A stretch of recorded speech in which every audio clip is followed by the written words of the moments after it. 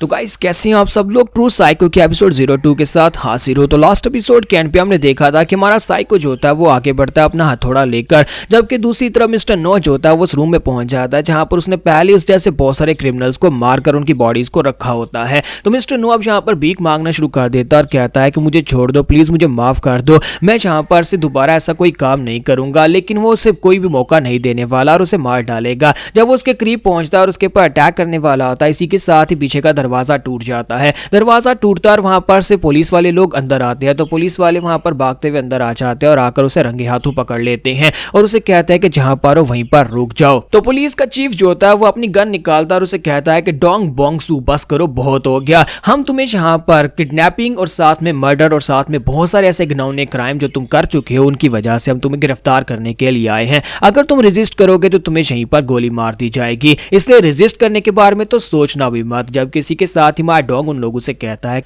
Police को मेरे घर की लोकेशन के बारे में कैसे पता चला, ये लोकेशन तो बहुत ज़्यादा सिक्योर है। और इसी के साथ ही चीफ जो होता है वहां पर गोली चलाता है। वो उसके ऊपर गोली नहीं चलाता बल्कि उसके साइड के ऊपर गोली चलाता है उसे धमकाने के लिए और कहता है मैंने कहा जहां पर हो वहीं पर रुके रहो और आगे से कोई बात मत करना, बस अपने हाथ अपने सर के पीछे रखो और हथौड़े को छोड़ दो। लेकिन हमारा डोंग जो होता है जब उसके ऊपर गोली चलती है तो उसकी साइको इंस्टिंक्ट्स और ज्यादा एक्टिवेट हो जाती हैं और इसी के साथ ही वो गेम के अंदर चला जाता है। यानी वो गेम को याद करता है कि गेम के अंदर भी उसने सेम इसी तरह की सिचुएशन को फील किया था जब उसके सामने दूसरे सेक्टर लीडर्स आकर खड़े हो गए थे। तो वो आगे से साइको की तरह हंसना शुरू कर देता और कहता है कि क्या तुम्हें पता है कि इस इंसान ने कितने लोगों की जान ली है, इसने 6 लड़कियों का मर्डर किया और उसके बाद तुम जहां पर इसे बचाने के लिए आ गए हो, तुम मुझे मारना चाहते हो, जबकि असली का साइकोपैथिक किलर तो जहां पर तुम्हारे सामने बैठा है। इस कमीने को गोली मारो, मुझे नहीं। और अगर तुम ये कहो कि मैंने उन सभी लोगों को मारा है जिनकी डेड बॉडीज वहां पर अंदर पड़ी हैं, तो ये गलत तो नहीं है, लेकिन वो सारे के सारे इसी घटिया इंसान की तरह कमीने लोग थे, वो क्रिमिनल्स थे जिनको मैंने ढूंढ ढूंढ कर मारा। तो मैंने तो यहाँ पर तुम्हारा ही काम किया है। मैं तो बस एक ऐसा इंसान हूं जो कि इन लोगों को पकड़ता हूं, इन लोगों को मारता हूं जो लोग घिनौने काम करते हैं।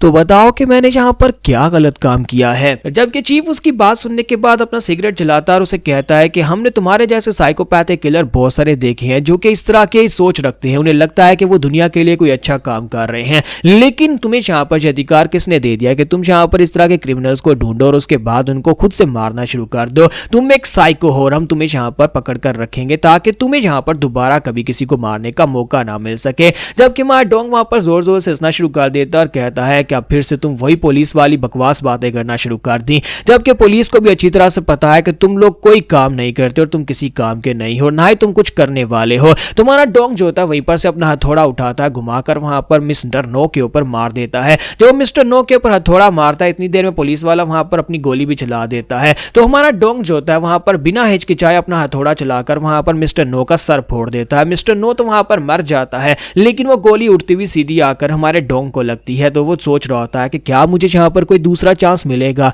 तुम्हारा डोंग सोच रहा था कि काश अगर मुझे यहाँ पर कोई दूसरा चांस मिले, काश यहाँ पर ये कोई मानवा की तरह हो जहां पर इंसान मरने के बाद रीइंकार्नेट होता है। तो मैं म्यूरियम जैसी जगह में जाना चाहूंगा, एक ऐसी जगह जहां पर मेरे सामने बहुत सारे क्रिमिनल्स हों, बहुत सारे घटिया लोग हों जिनको मैं चुन चुन कर मार सकूं, मैं खून खराबा कर सकूं, मैं सभी को मार डालूंगा। हमारे डोंग को जब वहां पर गोली लगती है और मरने से पहले वो यहाँ पर आखिरी वर्ड यही कहता है कि काश मैं यहाँ पर म्यूरियम के अंदर दोबारा जिंदा हो जाऊं। तो इसी के साथ ही वो अपनी आंख खोलता है, कोई उसके पर पानी डालता है तो उसे कहता है कि कमीने जल्दी से उठ जा। तो डोंग उठकर बैठ जाता है और कहता है क्या मैं अभी तक जिंदा हूं। तो उसके सामने जो बंदा आता है वो उसे कहता है कि हाँ मुझे भी लगा था कि तुम मर गए हो लेकिन तुम अभी तक जिंदा हो। तो उसी के साथ उसके सामने जो बंदा होता है वो उसे कॉलर से पकड़ता है, उसे उठाकर कहता है कि कमीने कहीं के क्या तुम्हें पता भी है कि तेरी इस घटिया बॉडी को मार्केट प्लेस से उठाकर घसीट कर यहाँ पर लाने में मुझे कितनी ज्यादा दिक्कत का सामना करना पड़ा है। कमीने कहीं के अगर तू वहीं पर मार्केट में मर जाता तो फिर मुझे तुझे उठाकर वापस नहीं लाना पड़ता। और साथ ही वो उसे फिर से एक पंच मारता है जिसकी वजह से हमारा डोंग उड़ता हुआ पीछे जाकर दीवार के साथ टकराता है। उसी के साथ ही वो बंदा जो होता है उसे वहां पर फेंकने के बाद कहता है कि अगर तू कल सुबह तक जिंदा रहा तो फिर से तुम्हें देखूंगा। और इसी के साथ ही वो चला जाता है। तो जब वहां पर से जा रहा था हमारा डोंग जो होता है वहां पर पड़े हुए एक पत्थर को उठाता है और उस पत्थर को उठाकर उसे मारने के लिए आगे बढ़ने लगता है।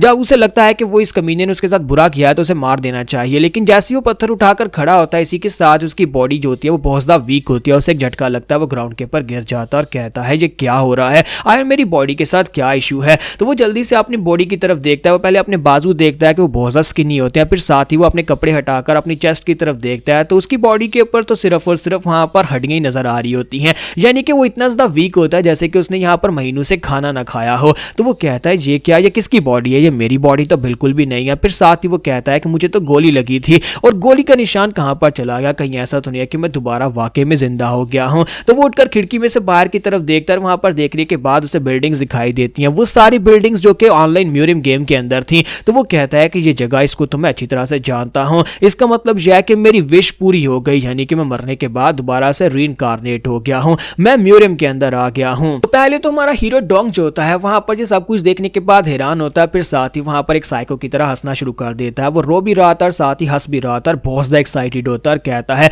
मेरी विश पूरी हो गई, मैं फाइनली यहाँ पर आ चुका हूँ। तो डोंग वहां पर एक साइको की तरह जोर जोर से हंस रहा होता है और अब यहाँ पर क्योंकि वो म्यूजियम के अंदर आ चुका है वो सब कुछ कर सकता है जो वो करना चाहता है, जिसको मारना चाहता है वो उसको मार सकता है। तो इसी के साथ ही सुबह के वक्त का सीन दिखाता है कि हमारा डोंग जो होता है वो रेडी हो जाता है और वहां पर घोड़ू को चारा डाल रहा होता है, जबकि इसी के साथ ही वहां पर एक बंदा अंदर आता है और उसे कहता है ओए सोसम जल्दी से मेरे साथ आ जाओ, मेरे पास एक बहुत ही जरूरी काम है और वो तुमसे करवाना है, अब जल्दी से मेरे साथ आओ। तो इसी के साथ ही वहां सोसम उसे कहता है क्या मुझे अभी आना होगा, लेकिन अभी तो मैं यहाँ पर घोड़ू को चारा डाल रहा हूँ, अभी तक मैंने यहाँ पर घोड़ू की पार्टी को भी साफ नहीं किया, मुझे ये सारा काम खत्म करना होगा। जबकि मास्टर डोंगचिल जो होता है वो आके बढ़ता है, उसके मुंह से पकड़ता है और उसे कहता है बकवास बंद कर, मैंने यहाँ पर जब तुम्हें कोई काम कहा है तो चुपचाप मेरे साथ चल, मैंने कहा कि मेरे साथ आओ तो मेरे साथ आना है, आपके से अपना मुंह मत चलाया कर। डांगरी क्लैन के लोग तुम्हारे जैसे एक बेगर को यहाँ पर रहने के लिए जगह दे रहे हैं और खाना पीना दे रहे हैं, तो इसका मतलब ये नहीं है कि तू अपनी जगह अपनी औकात भूल जाए, तू यहाँ पर मेरे सामने बात नहीं कर सकता, जब मैं तुम्हें कहूँ तो चुपचाप मेरे साथ चल। तुम सिर्फ और सिर्फ एक गुलाम और तुम्हें गुलाम की तरह यहाँ पर खरीद कर रखा गया है, जब भी तुम्हें काम का कहा जाए तो तुम्हें काम करना है। और इसी के साथ ही वो जो होता है उसके साथ वहां पर से बाहर चल पड़ता है। तो यहीं पर से मैं बाहर का सीन दिखाता है जहां पर हमारे डोंग को भेजा जाता है, तो वहां पर बहुत सारी तलवारों का ढेर पड़ा होता है। वहां पर जो बंदा होता है वो उसे कहता है कि ये क्या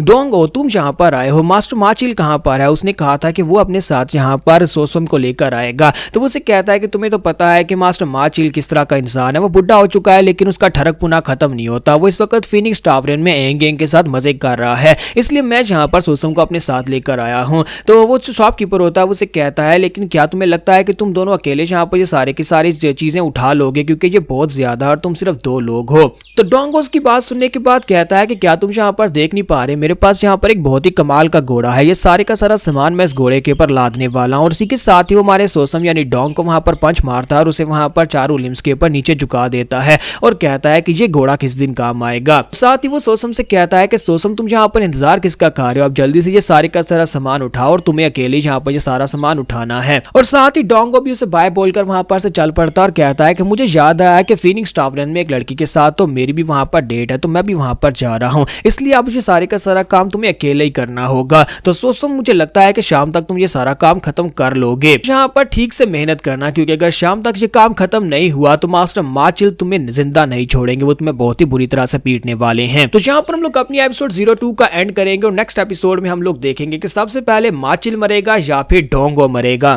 क्योंकि अब हमारा सोसम वो वाला सोसम नहीं रहा जो पहले कभी सोसम हुआ करता था, क्योंकि अब यहाँ पर इसकी बॉडी के अंदर डोंग बोंगसू रीइंकार्नेट हो चुका है। तो कल की एपिसोड काफी ज्यादा इंटरेस्टिंग होगी।